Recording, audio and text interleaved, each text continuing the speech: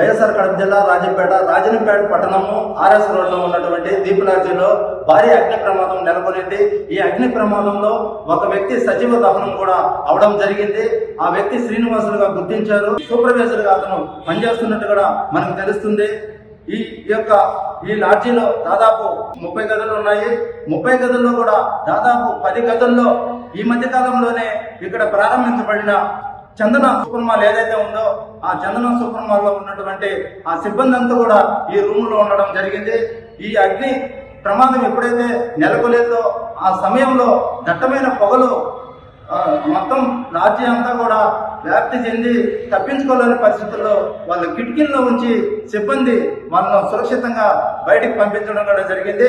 హుటాహుటిన ఫైర్ సిబ్బంది ఇక్కడికి చేరి ఇక్కడ ఉన్నటువంటి ఆ యొక్క మంటలను కూడా వాళ్ళు ఆర్పేయడం జరిగింది. చాలా త్వరగా వాళ్ళు చేరుకొని ఈ యొక్క మంటలను ఆర్పేసి చాలా మందిని వాళ్ళు మన గవర్నమెంట్ హాస్పిటల్కి రాజంపేట ఏరియా హాస్పిటల్కి చేర్చారు.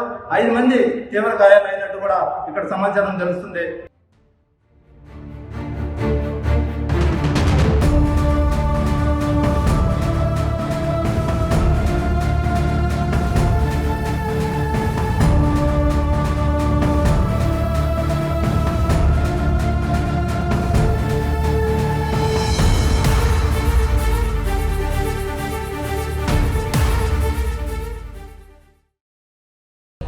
పాత పడిపోయిన లాడ్జీలు కానీ, పాత పడిపోయిన మాల్స్ లో కానీ, పాత పడిపోయిన బిల్డింగ్స్ లో కానీ మీకు వైరింగ్ సరిగ్గా లేకపోతే లోపల జరిగింది షార్ట్ సర్క్యూట్. పాత వైర్లు అన్ని మీరు కనీసం 10 ఏళ్ళకి ఒకసారి మార్పించుకుంటే బాగుంటుంది. ఇన్సులేటెడ్ వైరింగ్ ఉంటే బాగుంటుంది. అలాగే అగ్నిమాపక పరికరాలు పెట్టుకోకపోవడం వల్ల నిన్న స్పందించారు కాబట్టి తక్షణమే సరిపోయింది. లేకపోతే ఇప్పుడు ఇంతమంది కాదు, ఇంతకన్నా 10 లక్షల మంది ఉండేవాళ్ళు 39 మంది ప్రాణాలతో చెలగాటం. వాళ్ళు అద్దాలు పగలు కొట్టి పైకి ఎక్కి ల్యాడర్ నుంచి వాళ్ళందరినీ రక్షించారు కాబట్టి మీరు ఎంత పీస్ఫుల్ గా ఇప్పుడు ఇది తీస్తున్నారు. లేకపోతే ఎంత ప్రాణ నష్టం జరిగేది. కాబట్టి ఎవరైనా సరే మీకు ఫైర్ అండ్ వచ్చి ఖచ్చితంగా తీసుకోవాలి. ఫైర్ పరికరాలు పెట్టుకోవాలి. ప్రాణం అన్నిటికన్నా విలువైనది. ప్రాణాన్ని ఎవరు వెనక్కి తిరిగి తీసుకురాలేరు.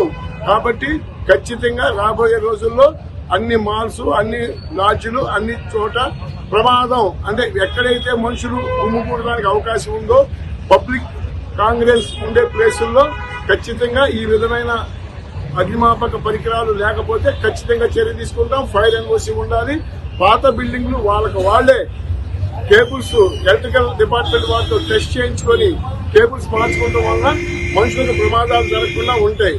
లేదు ఇదే పద్ధతి కంటిన్యూ అయితే అన్ని సార్లు ఇలాగే స్పందించే అవకాశం రాకపోవచ్చు. రండి పేరు మీరు చూడండి. నేను పైనుంచి 3 అంతస్తులు ఇది వచ్చాను. మీకు అటు నుంచి స్టేర్ కేసు, ఇటు నుంచి స్టేర్ కేసు, ఎక్కుతానికి దిగుతానికి ఇది ఒకటే దారి. అవతల నుంచి అన్ని వెళ్ళేవన్నీ షాపుల్లోకి వెళ్ళిపోతున్నది. వాళ్ళు స్పందించారు కాబట్టి, లోకల్లో ఉన్నారు కాబట్టి అది మీకు వాళ్ళు సేవ్ చేయగలిగారు. మామూలుగా అయితే ఎక్కడి నుంచో వచ్చి సేవ్ చేయడం అయితే మీకు ఎంత టైం పట్టేది, మీకు రెస్క్యూ ఆపరేషన్ ఎంత సమయం పట్టేది మీరు ఊహించుకోండి. ఇది పబ్లిక్ అందరూ దయతో గమనించే ప్రార్థన. మీరు అగ్నిమాపక పరికరాలు పెట్టుకుంటాం కానీ ఫైర్ అండ్ ఓసీ గారు తీసుకుంటే మీకు వాళ్ళు సూచిస్తారు ఎలా చేయాలి. ఏదైనా ప్రమాదం జరిగినప్పుడు తెలియజేస్తారు. ఇవాళ మా గొప్ప మీరందరూ చెప్తున్నారు బాగా చేశారు.